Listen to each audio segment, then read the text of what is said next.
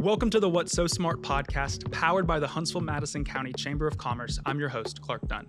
Huntsville, Alabama is known as a smart place, but really, what's so smart about it? In this podcast, we will talk to the leaders of Huntsville's economic and cultural development to answer that question. From rockets to genomics, from cyber to music, What's So Smart will explore the visionary and data-driven initiatives that make Huntsville so smart. Stay connected with us on all your social media platforms at A Smart Place. You can watch the full conversations on our YouTube channel at Huntsville, Alabama, USA, and be sure to subscribe wherever you listen. Thank you so much for tuning in, and we hope you enjoy this episode of the What's So Smart podcast. Welcome to the What's So Smart podcast. I'm super excited to have you here today. Would you like to introduce yourself, and we'll get started there? Thanks for having me, Clark. I'm Lindsey Pattillo Keane. I'm the Executive Director of MidCity District here in Huntsville, Alabama. Yeah. So you're a Huntsville native, but your journey to get back here to Huntsville and the role you have today took you all over the place. Talk a little bit about kind of that journey and then what ultimately brought you back. Yeah, I'm born and raised here in Huntsville, born at Huntsville Hospital, went to Huntsville High School, Blossomwood Elementary, and shipped out to go to university, went to Auburn and Alabama for undergraduate, and finished with interior design degree.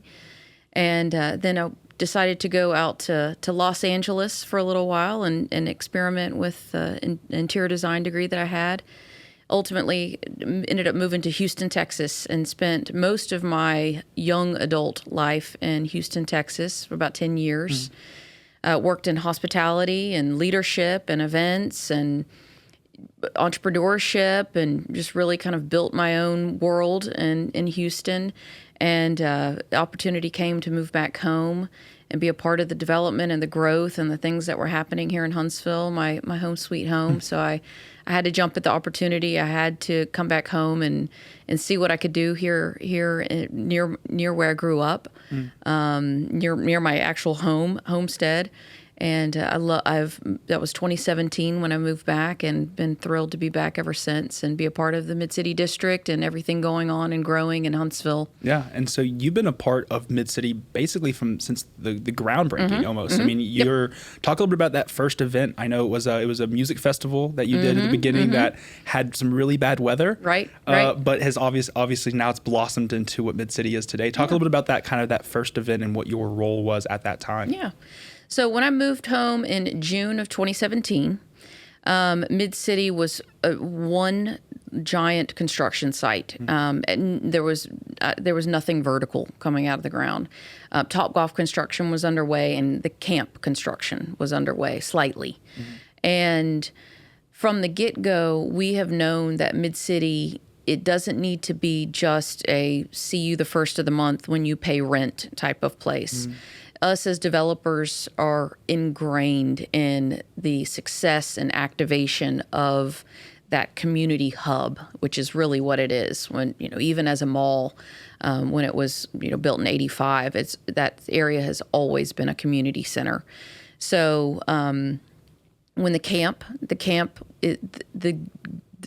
goal of the camp is to activate MidCity.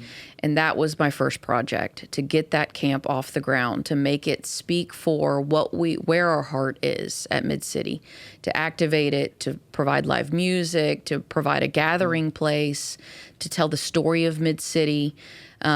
When you start something new and you demolish a mall and people don't know what's coming, it's up to us to tell that story, and that's really been the point of the camp. Yeah. And the music festival was the first iteration of an event that we had at the camp, and that was in August. So August of 2017. So like I said, I came in June, and then 8 weeks later, we had a 4-day music festival called Fireside Music Festival, and it was action-packed, to say the least. We had 4 days of music and food and drink and face painting and everything you can name. We're trying to really just launch MidCity as a district.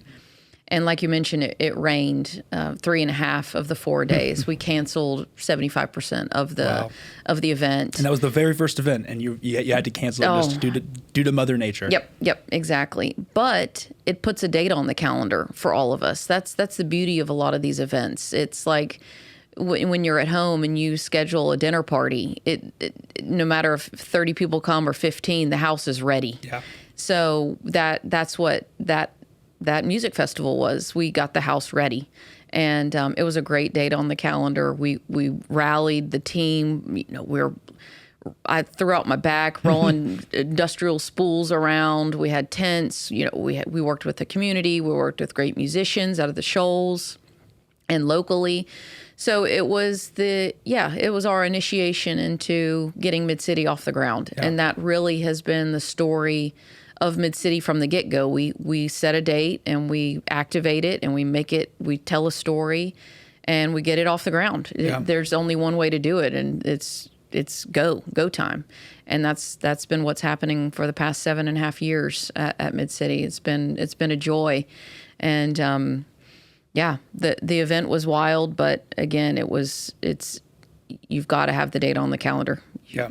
So, and it's incredible just to think, getting people there to that area, old Madison Square Mall, to then say, hey, this is like a music venue. It's very new. It's a new thing for the community. It was, I think what the camp is has definitely become adopted over the years and people understand it. Mm-hmm. But at the beginning, it was kind of like, what is this place? Because I remember when it opened, I think I was a freshman in college, and it's like, what do you do out there? Like, right. Is it a coffee? Like, I'm just kind of confused. And then there was nothing else there. Right. So you're just kind of like, huh. And there are going to be buildings and apartments and people are going to live here. It was kind of hard to imagine. Your role as the executive director has definitely changed and grown over the years of you being in there. And in 2019, you started the market at MidCity. Talk a little bit about kind of what prompted that and then what the growth has been for the market since 2019. Yeah. Well, when I first started in that June 2017 date, my title was Marketing and Property Activation for MidCity and RCP companies. So it was getting the camp off the ground, like we discussed, and part of that is bringing the farmers market to initiate the farmers market, showing that you can have big box with little guys, and we want to foster small business forever at MidCity, and that is a great way to do it. Little known fact, I had a boiled peanut business when I lived in Houston. So I was trying to bring some of Alabama to Texas. Yeah. And background in events and background being a farmer's market vendor, it was a natural fit that we start the market. And in March of 2019, started the farmer's market. There was probably 10 vendors each Sunday. Wow. Rallied the community to figure out which day we should start it, what times. So we really did crowdsourcing and figuring, rallying and polling the community basically. And that's what we landed on. We landed on a Sunday market, and we go 40 weeks starting March, going through November, and it's slow the first year, slow the second year. But then it started picking up, and farmers started to hear more about us. Vendors started to hear more about us, and here we are 7 years later or 6 years later, and it has been one of the absolute major successes of MidCity and of my career. It's been one of the greatest joys to rally small businesses and people that are. Because starting a business, opening a brick and mortar that's a huge lift. Getting a 10 by 10 tent at a farmer's market is a whole nother situation. That's way more doable, as we know. So being able to see the progression of idea to a 10 by 10 booth, to a food truck or a mobile truck, to a brick and mortar, it's been a neat evolution to see how small business can progress and the role of a farmer's market in the community. Yeah. I think that MidCity's market has definitely prompted a lot of markets in the area to continue to blossom, which is just kind of just educating the community in a broader sense of these farmers and makers and creatives that are here in Huntsville. And there's a diverse group that kind of fits in that category. But MidCity and the camp and the market and being a music venue isn't everything that MidCity is. Right. Talk a little bit about kind of the other ways in which RCP and MidCity program the district to engage in the community in a little bit of a different way that maybe is in some unique manners and some unique events. Well, I believe that people come to spaces and places for different reasons. And even within your own family, people come for different reasons. Someone wants to shop, someone wants to lounge, Someone wants to walk the dog. Someone wants to shop local. Someone needs to pop into REI and get a kayak or a piece of equipment. So there's lots of different reasons why people might come to a place like MidCity. And we're trying to hit all of those reasons. We're trying to make sure we cover all of those reasons, and a big role of mine is creativity. Maybe you want to be stimulated from an art standpoint. So covering a lot of those bases and making sure that we're just as dynamic as any other downtown or any other city. You might come to shop, you might come for a massage, you might be looking for a place to live, farmer's market, listen to live music. So those are all things that MidCity offers.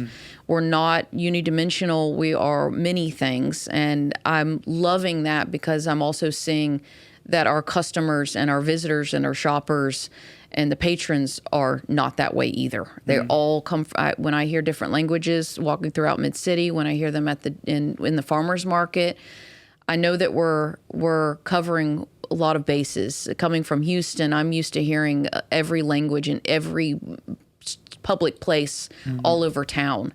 So that's really what MidCity is becoming and has become over the last 7 years. Yeah, I mean, it's incredible just the events that y'all do. And I think what's often forgotten or often not, I think even as someone who knows a lot about what's going on, is that almost all of the events, if not all of the events that you do at MidCity, are free events. And it's just a kind of a way to kind of bridge those gaps and kind of have that place where people of any background can kind of come and enjoy what there is to offer. And I would assume too, as the continued growth of MidCity and the addition of the Orion there, the seeing just the people that are traveling from outside of the state, how has that kind of impacted the continual growth of MidCity with the addition of the Orion to kind of bridge that gap and have us on this recognition of bigger cities like Nashville and Atlanta and stuff like that?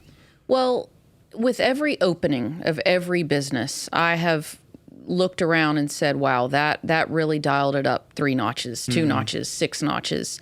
When the camp opened, people were like, not really sure what that is. That's not a brand I recognize. That's maybe a little unassuming.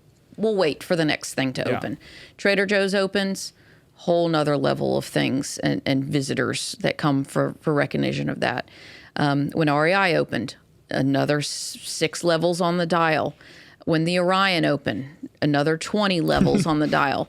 So it's just, it's been fascinating to see with each restaurant opening and with each venue opening and with each event, how that gets us more on the radar of more people in town. And for a while, it was the discussion in our office and probably throughout Huntsville was how to keep Huntsvillians in Huntsville. How do we entertain ourselves? How do we not have to promise everyone a good time in Nashville and Birmingham and Atlanta, because Huntsville didn't offer those things. They didn't offer the diversity of food, didn't offer the diversity of music. Touring artists and bands were going elsewhere. They were skipping over us. And not only are we keeping people in Huntsville, we're now seeing folks coming to Huntsville for those things where we were going to their towns. Yeah. I've seen many instances where that is now happening. Not only are we staying in our own town, but people are coming to visit us. Yeah. And MidCity playing a role in that has been unbelievable. I can't even describe that, especially as a native who was just looking for the next reason to, especially as a young kid, to hit the ground and go somewhere else, and go to Houston or go to another big city. But now we're in the why not stage of Huntsville, and I feel like me growing up, it was the why don't we have this? Why don't we have this? Why are we not XYZ city? And now it's why aren't we doing it? And it's happening. Yeah. And all the out of town license plates is proof of that. They're coming here. We're speaking the language of a region. So I'm fascinated by what Huntsville's becoming. Yeah, and you alluded to a little bit earlier just that, there's continual construction happening at MidCity. I mean, there's areas in this pockets where things have come up, the camp, Trader Joe's, REI, Dave & Buster's, the Orion, Topgolf, but there's still so much left. And I think oftentimes people maybe have the thought that, hey, we'll just wait till it's finished. but there's so much that's happening right now. There's no need to wait. Talk a little bit about kind of this, the future looking for MidCity. And, I think you're only a third of the way through construction. What does this next couple years look like, and kind of what can people expect to see from the district? Yeah. Well, when people started living at MidCity, that was 2 years ago now, that was a whole nother level, calling MidCity your home. And we have 2 more apartment complexes, multifamily buildings. So there will be double the people calling MidCity home. And you mentioned earlier, Indigo Hotel will be opening soon. So the second hotel that will open at MidCity. So can't wait for people to book from out of town and have all the amenities within their fingertips when they stay on site as an out of towner. And more restaurants, so more to expect there. Like you said, a third of the way done. So if you can imagine any town a third of the way finished, there is a lot left to go. Yeah. More events, more activations, more parks, more restaurants, more bars, increased time to be at MidCity. We'll have a later closing hour and an earlier opening hour too. Things for dogs, just continuing to have more interesting activations. And we've got some cool things in the works for 2025 too that we're adding to our list of things during this budget season. So just more of what you've seen, and then more unique music offerings, more creativity, and more businesses trusting us to be their home for where they open their business. Yeah. And even though there is a lot of MidCity under construction, there is a lot open and a lot of ways to experience it today. And we want to make sure that people don't keep driving if they see a crane. That's when you pull in to the district to see what's going on. Things and are to happening. See the growth. Yeah. And it's incredible just to think of that work, play, live kind of environment, that district environment, and then just thinking that there's the ability, and what it's kind of leaning towards is that people that live there won't even have to drive anywhere. They can walk to Trader Joe's. They can walk to REI. They probably work remote. They can walk downstairs to the co-working spaces. Right. Like it's going to be such a unique thing. But not only does your day-to-day life for working at RCP kind of take up a lot. I mean, you do quite a bit, but you also do quite a bit outside in the community too. Talk about ways in which you have dove into being a part of different boards and just kind of giving back to the community in other ways outside of the work you do with RCP. Well, since having a little girl, I had a little girl in May, and the utmost importance of community and what our community gives us and what we give our community. So I do it in work, every day and weekends and nights, but I also do it when I have free time through the Land Trust and through WDC and Singing River Trail and Arts Huntsville. Anything that I can do to make Huntsville a reason why me and my peers would never want to leave is what I'm going to be involved in. Speaking to you guys, supporting local business, just continuing to be the reason why I never want to leave. And the reason why we're always on the lists. We don't have to wonder why it's not us. We take the action. And being involved with the Land Trust, I firmly believe everything that we do build is just as important as the things that we don't. And preserving the land and preserving the mountains and the hiking trails and the natural landscape because that is one of the main reasons why people move to Huntsville is the beauty. So preserving that and connecting it. I don't want to always get in my vehicle when I have to go anywhere. I want to be able to walk somewhere. I want to be able to bike safely and connectivity. So lots of different reasons why to be involved outside of the district and outside of what we do on our day-to-day job. Something else that we could talk a little bit on, but our partnership with Generator and fostering more small businesses and making sure that Clark Dunn's ideas don't go somewhere else. They stay here in Huntsville, and that you feel support when it comes to fostering entrepreneurial ideas.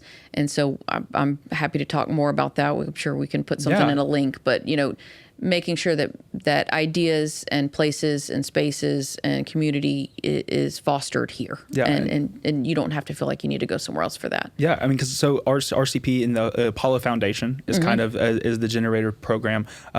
Briefly just talk a little bit about that and kind of maybe even just where people can find out more information themselves. Sure. Well, since we're in the business of building brick and mortar and we're building places and streets and roads and buildings and apartments, what comes before that is the idea. Where is the idea behind Squeeze, the massage concept that we opened at MidCity? That started as an idea. REI started as an idea. The camp started as an idea. Orion, an idea. Where are we meeting those folks when it is in the idea phase, when it is in the funding stage, when it is in the stage where it needs to be watered and given sunlight and given attention. And so that's the involvement that MidCity has with the Generator Partnership and Apollo Foundation. We're making sure that ideas stay in Huntsville and you don't feel like you need to go to Chattanooga with the big tech scene there and just the utmost importance of entrepreneurs feeling supported in Huntsville. And that's where we took Generator and the Apollo Foundation. Yeah. So you have your hand in a variety of different things. We've addressed a lot of them today, but is there a unique story about an interaction you had with somebody or a moment at the camp or a moment at one of the markets that kind of stand out amongst the rest? Yeah. Every day I'm always like, yes, home sweet home. Most recently, and this is just looking up in the sky, when we have these helicopters Army artillery helicopters flying throughout the sky here in Huntsville. And I just remember our impact that Huntsville has in the global economy and how important it is, like all the research and development and everything that happens at Cummings Research Park and Redstone, and how like these things that we're testing and flying over our skies are things that are reaching the globe.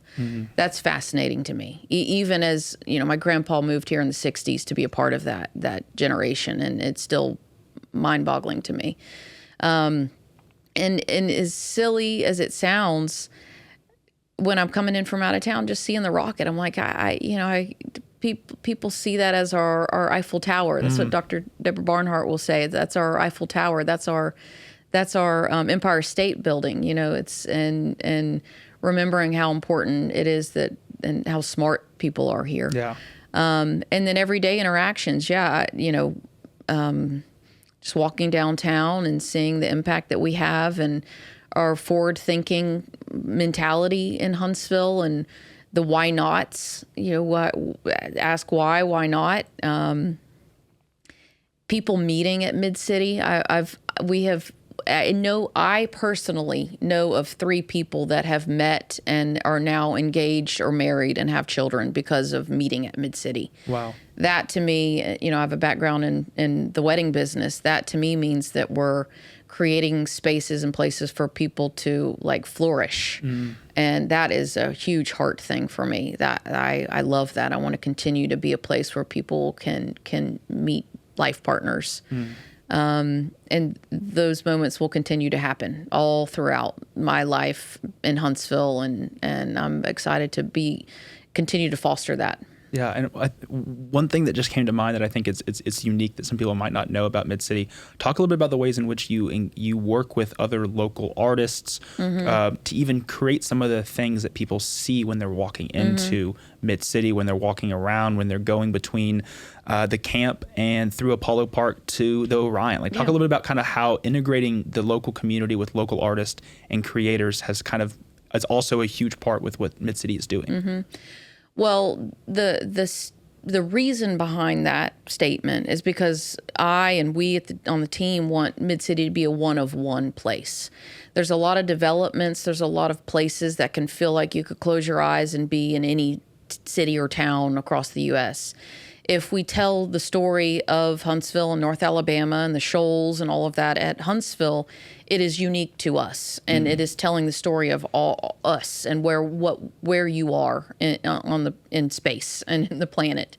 So that involves involving creativity and storytelling and musicians and artists and mural artists, sculpture artists. And so I am always have my ear to the ground when people are doing something creative or interesting or that could tell that story at MidCity, and we could be the host of that idea, or we could be the platform for that mural. And that will never stop. And so we have a nice mural wall that is in the center of our district. And each one of those murals tells a story about some component of MidCity and some component of North Alabama. So you just have to know a little bit more, and we might do a series that tells the deeper story of each one of those murals. And then continue to, we've got another idea in the works right now where we have basically a canvas. It's a structure, and we're working on programming this structure so where every quarter or every month an artist repaints this structure. And so it's a rotating canvas. We activate the district around the rotating of that canvas, and that artist can tell any story that they want. It's going to be fascinating to see. So it's a place for ideas. It's a place for us to continue to push the envelope and look globally as to how we can continue to do unique things in Huntsville and in MidCity, rather than looking maybe left and right. We're looking globally, and creativity is a huge part of that, because that one-of-one experience that we want people to have. Yeah, and I think for anyone that's listening that has been waiting for the construction to be done, I mean, it's still a little ways ahead, or it's a little ways away. Get out there and explore, because I think it's unique, and there's areas even that I've recently explored that I had not yet, that I'm like, I can't believe I haven't done this. And so I think getting out there and kind of exploring the district for yourself and just parking and walking is highly recommended. But I appreciate you being here today. Thank you for having me. It's been fun learning a little bit more about MidCity and all the work being done out there. And we'll be sure to have any links to anything in the episode notes. Thank you so much for being here. Perfect. Thanks, Clark. Thank you so much for listening to this episode of the What's So Smart podcast. Stay connected with us on all your social media platforms at A Smart Place. You can watch the full conversations on our YouTube channel at Huntsville, Alabama, USA, and be sure to subscribe wherever you listen. Thank you so much for tuning in, and we hope you enjoyed hearing more about what makes Huntsville so smart.